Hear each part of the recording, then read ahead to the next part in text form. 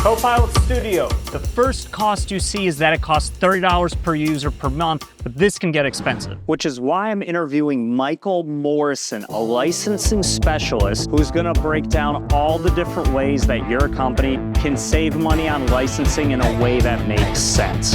Let's pretend you have 100 users and you're all excited and you find out that 10 of them are using it regularly. And then you've got a few more that are using it maybe weekly, and the rest are only using it monthly, and then about half your staff, well, they're not even touching it. You need a different pricing model that handles this so you're not paying the $3,000. For the scenarios I just said, Copilot offers 3 pricing models: the pay-as-you-go, the capacity pack, and the pre-purchase pack. Now, they all depend on you buying credits. Now, none of this makes any sense unless you understand what a credit is. So what's a credit? A credit is the cost of doing something in Copilot Studio.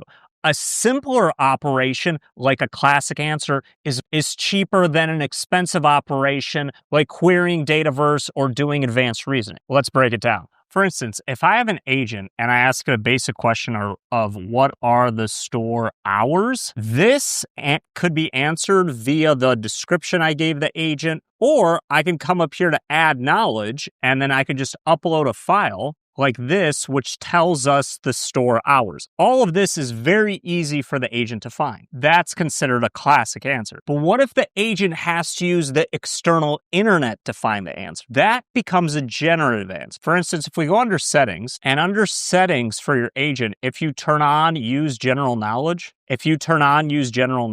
now things get more expensive. When this is turned on, or if you start using some of these other premium features like deep reasoning, that all falls under the generative answer category, and it's 2 credits each. Agent action is the most common one, and it involves doing anything with data, like reading it, writing it, updating it. For instance, if I use the Dataverse connector and I ask it a simple question about my data and I get an answer back, the fact that it queried my data is consuming 5 Copilot credit. And it's not just data retrieval. If you come in here and you want it to do certain actions in your Dataverse environment or other environments, these actions, of course, go under the 5 category. And it's not just Dataverse. If you go and add a knowledge source of SharePoint, same thing. All of that retrieval costs 5.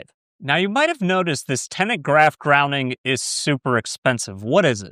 The Tenant Graph can search across SharePoint, OneDrive, Teams, Outlook, the most common areas your user's data lives. Now, you might be thinking, wait a second, I can add SharePoint directly here and pay 5 per credit. Why would I do 10? Because this method requires you to manually select all your SharePoint sites. By using Tenant Graph, you don't have to set up any SharePoint. It already has access to all the user's critical areas. And don't worry, it only runs under the user's permissions and what they have access to. Side note, if you want a super handy PDF that you can share with your entire team that goes into the details of everything we're talking about, it's available as a free download right on our website. Scroll to the bottom into the description and then click the link.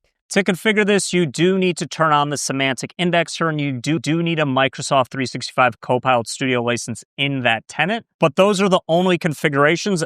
If you've ever built an agent, you've probably come in here and needed certain data massaging, and you ended up using a prompt, which you might recognize if you come from Power Automate. Just using AI Builder or prompts in Copilot Studio, it's separate pricing. It's why I didn't put it here. And the pricing purely depends on the model you use. Are you using a basic model, a standard, or a premium? They're easy to find. If I open my prompt, select the dropdown, you'll see the GPT Mini is only 0.1 credits for 1,000 tokens.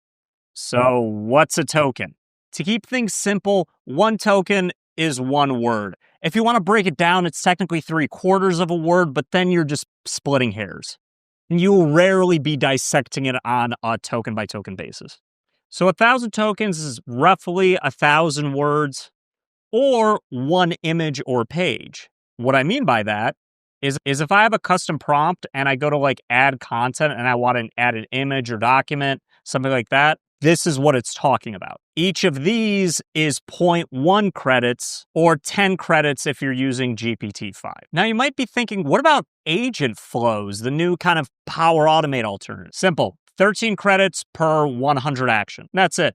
Here's a simpler way to implement this according to Michael. It all depends on what you're doing. So there is no prediction, right? So you really have to pump it up, establish a test case, and say, okay, in this test case, I know if someone comes in and talks to a Copilot chat, special Copilot chat agent, and it's going here and doing this, this, and this, how much does that cost, right? And then I can extrapolate from there how much it's going to cost for five, if I push it off to 5 or 10 users. This will all make more sense with an example. Let's say your director wants to ask the simple question of how were our sales compared to last quarter? He may get an answer like sales are trending upwards with strong performance in the Northeast. But how did Copilot Studio get to this? Copilot Studio may have gotten some of the answers from Teams, gone to SharePoint, gotten the sales data, and went to emails to get some of the region data.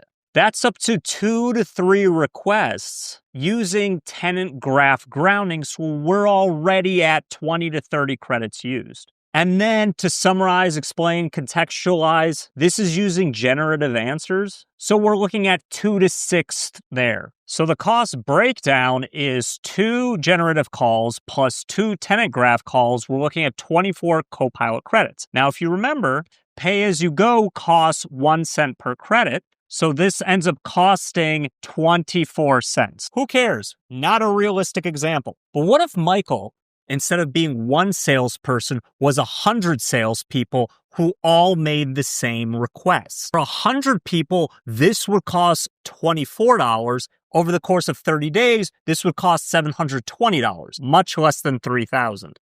Let's do another example. Let's say every day Michael has an agent job that checks his emails and then updates a row in Dataverse, changes the status, and then marks one of the orders as shipped. Those 4 actions just translate to agent actions, which at times 5 is just 20 credits. And now you can do the math to figure that out. Once you're able to do this calculation, you could start to see where you can save some money. For instance, in this example, we're spending $720. Because we're paying 0.1 per credit pack, we can go after this Copilot credit capacity pack, which gives us 25,000 Copilot credits for $200 per month. Pay-as-you-go is the best recommended option. Do that, and then look into the Power Platform Administrator console. You can measure how much you're using. So we use the pay-as-you-go first to figure out how many credits I need per month. If I breach 20,000 on a regular basis, you want to make sure under pay-as-you-go you reach a certain level. And these stair step, right? So the Copilot Studio credit capacity packs 25,000, then you can go 50,000, then you go 70,000, but you combine that with a pay-as-you-go. So in your environment, it'll consume all those credits and then start using pay-as-you-go. So it smooths that curve down so you're not over purchasing more than you need to.